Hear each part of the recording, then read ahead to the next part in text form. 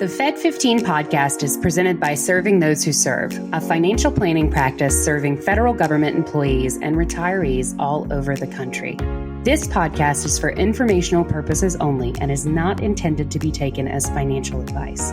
All listeners should consult their personal advisors before taking any action. The opinions expressed by our hosts are their own and do not reflect the views, policies, or position of either Raymond James or Serving Those Who Serve. Securities are offered through Raymond James Financial Services, Inc., member FINRA SIPC. Investment advisory services are offered through Raymond James Financial Services Advisors, Inc. Serving Those Who Serve is not a registered broker-dealer and is independent of Raymond James Financial Services, Inc. Welcome, everyone, to the Fed15 podcast presented by Serving Those Who Serve. Each week, we'll discuss the latest news and info the Feds need to know in 15 minutes-ish. Sometimes I go long or less. So whether you are a seasoned federal employee or just starting out, Fed15 has you covered. So grab your coffee, your energy drink, your green juice, whatever keeps you rolling, and kick back, and we will tell you what you need to know but might have missed. We are your host. I am Dan Sipe, and I am joined by the sensational and spectacular Katelyn Murray. Hey, everybody. Ready for a fresh new episode of the Fed15. Indeed. And this one's packed.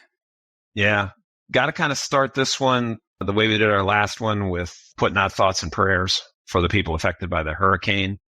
We do work with Raymond James, so they were kind of in the bullseye down there. From everything we've heard, everybody came through it safely, and we're very thankful for that.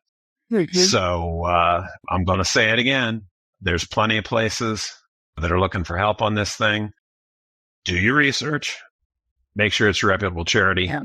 But if you can, throw a little something, to help the people that were really affected by this. If we're all in, then nobody carries it all by themselves. So that's my sermonette on this. Absolutely. Yeah. So you're right, Katelyn. We are packed. We're going to be talking about the Sammies. Yes. And also you've got some things for us on TSP. So what you got there? Yeah. So we always look forward to the Sammies episode of the Fed15. It's always great to celebrate those folks. But before we get into that, I did want to cover an article that went up on the blog this week about how to optimize your TSP in a volatile market. Really good piece of reading here. I would recommend, if you've got a TSP and you are listening to this, definitely go to STWServe.com and read the full article. But we'll hit the high points here. As of March 2024, if you know, Dan, total TSP assets reached, what number are you going to guess? March 24. So a little ways back. Okay, I'm going to go with $923 billion. You know what? I bet you're probably close to right for right now. As of March 2024, it was $895 billion. Okay. Which is not very far off. And with the market appreciation we've seen since then, I think we're heading to the trill. We're going to be the trill. Yeah, I think he might hit the nail on the head right there. So obviously, tons of federal government employee participation in the TSP. There's 95.7% of FERS employees that are currently participating in the TSP. Round of applause there, because that is really important. The average TSP balance, now this is average across all feds, FERS participants, 185,000, CSRS, about 208,000.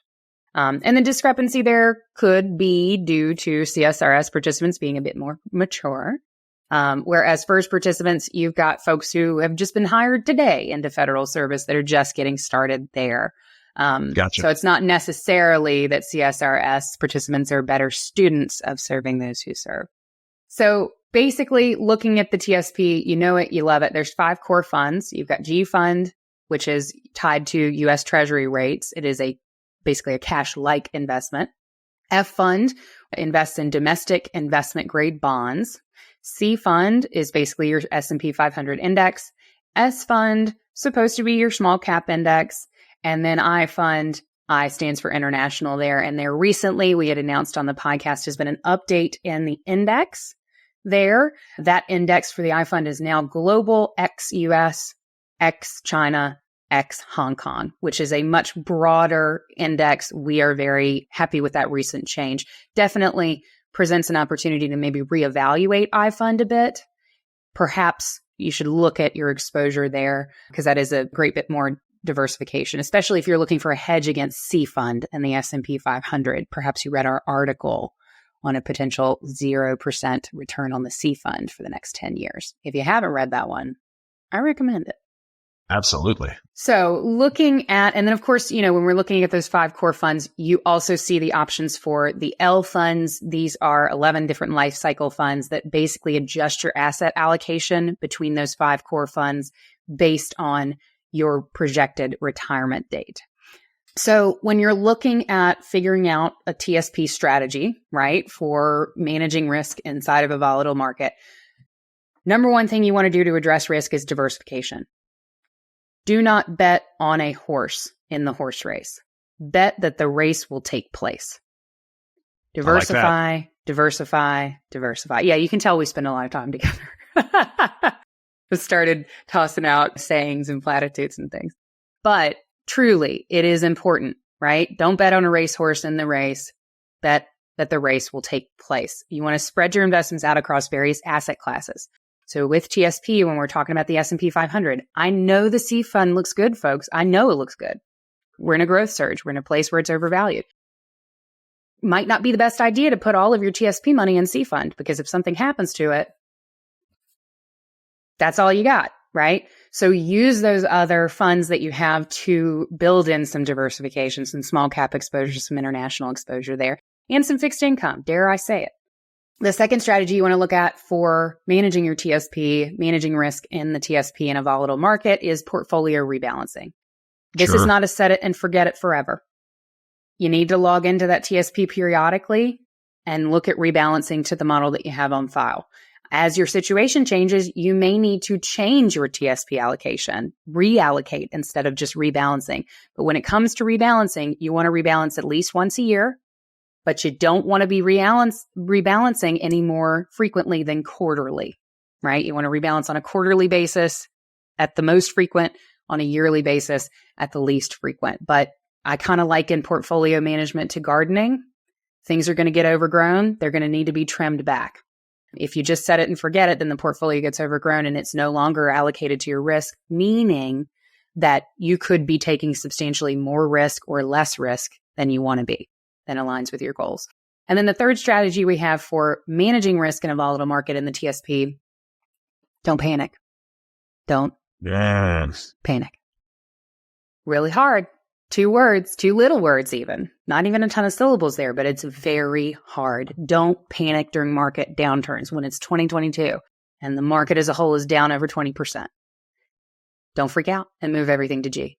We cover this all the time. And when we see market fluctuations, the amount of assets that are transferring into that G fund, do not panic. If you are doing all of the other steps that we've talked about, if your portfolio is properly allocated, if you are properly managing risk based on your age, based on your financial context, based on your goals, there shouldn't be a reason to just change around your entire investment strategy just because we're having a rough year in the market. Okay? So avoid overreacting. Remember that some of the best days occur in those bear markets, in those bad markets, particularly if you're looking at the other indexes, if you're looking at I, if you're looking at S, the C fund could be having a terrible time. We saw it from 2000 to 2012. If you look at what international investments were doing during that same period, very different story. Missing the best 30 days over the past 30 years would have cut your returns by 83%. Ouch. Yep. Let me say that again, because a lot of our Feds have 30-year or more careers. If you miss the 30 best days over those 30 years, you would have cut your returns by 83%. Now, let me flip it.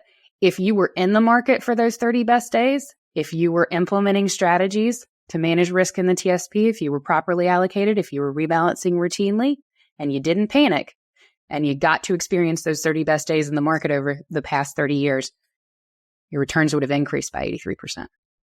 So don't panic. And remember, you want to keep above all a long-term focus. Stay the course, folks.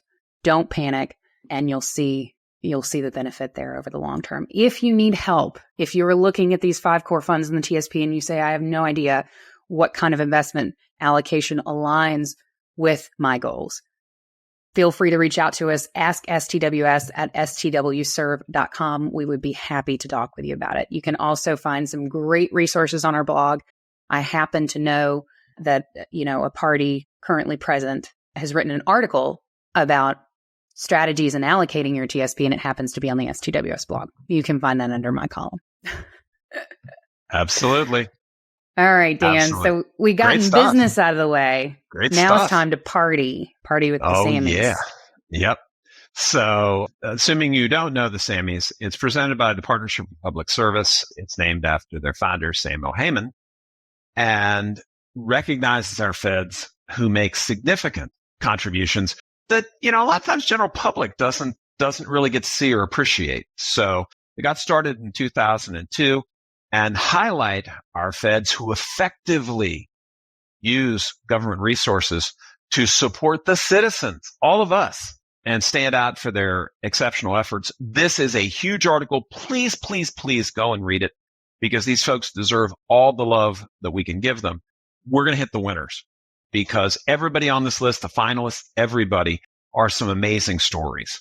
So our following 8 feds were winners of this year's Sammies. So the federal employees, plural, of the year, Sharon Robledo, Justin Uphold, Nancy Alcantara, and the Packers Sanitation Investigation Leads team from the Department of Labor. Wow, that's a mouthful. Well, here's what they did. And we're talking heroes here.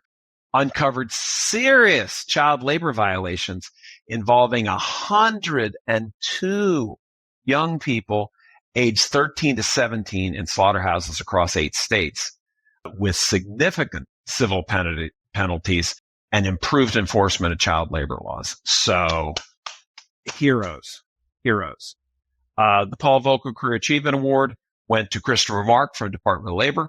Christopher's federal career has centered around mining safety and preventing fatalities from roof collapses and falls and improving overall safety for miners. Again, outstanding.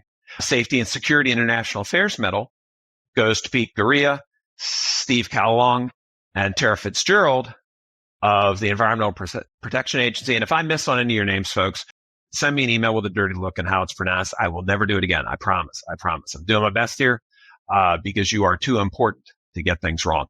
The team managed over 300 EPA personnel to remove hazardous materials after the Maui wildfires, while respecting the cultural norms and the established standards for future federal and established standards for the future federal response team. So that just amazing work there.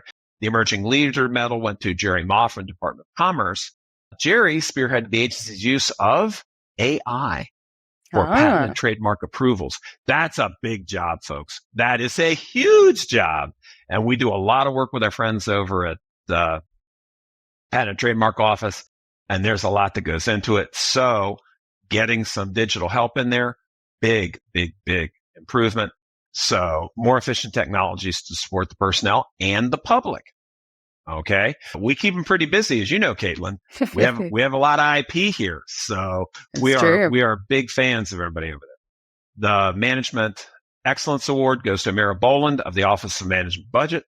I introduced policies to improve federal service and customer experience in customer assistance, enhancing processes for newborn care, disaster assistance, and online passport renewal.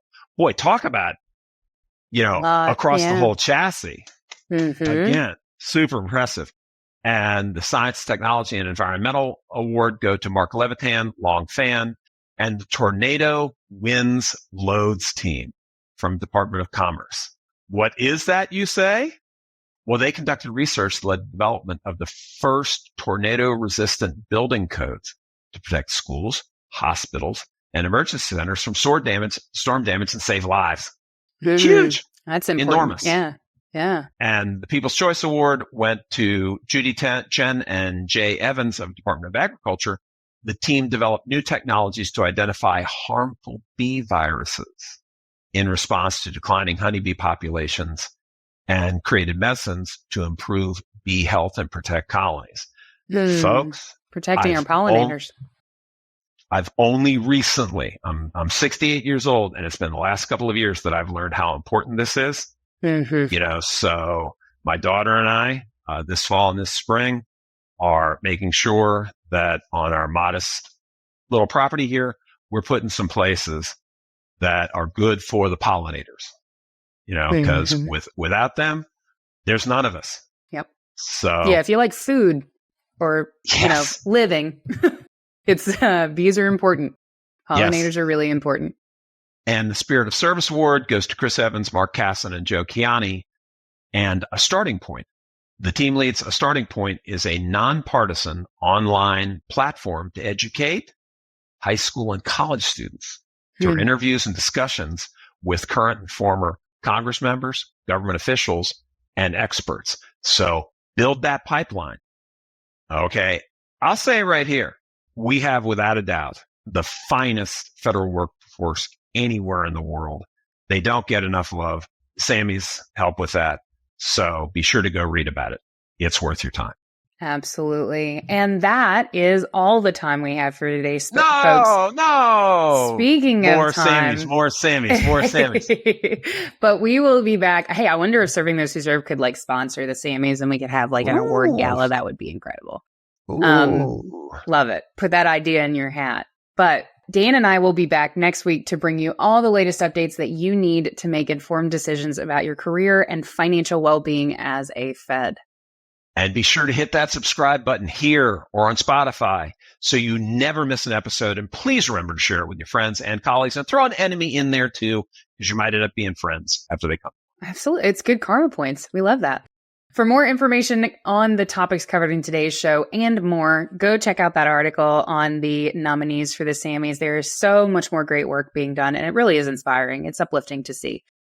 Be sure to check out our blog at blog.stwserve.com. While you're there, you can subscribe to our newsletter, The Weekly Serving, to get all the latest news for Feds delivered straight to your inbox every week. And don't forget our live webinars. They're pretty much every single week. Sign up for one, sign up for all, but a couple you want to keep an eye out for. We have FEHB on October 23rd. That'll go from 10:30 to 2:30. I'll be your host. And then we're the only folks doing stuff like this next one, and we're proud to do it. We will have our Understanding TSP for Special Provisions. That's on December 30th from 11 till 2 with the incomparable Jen Meyer as your host. And if you do prefer a one-on-one, sit down, explain stuff to you, make sure you get it all and see how all the parts fit together, hit us up at ask.stws@stwserve.com. We're happy to make time for you to help you get to that place. Always. All the great work being done by the folks who are out there winning Sammies, out there being nominated for Sammies, and the future Sammy nominees. I like to think that Serving Those Who Serve has a very small part in that by supporting you guys and your financial lives and well-being. So thank you for listening to the Fed15. I am Katelyn Murray. And I am Dan Sipe. Always. And we will see you next week. Take care, everybody.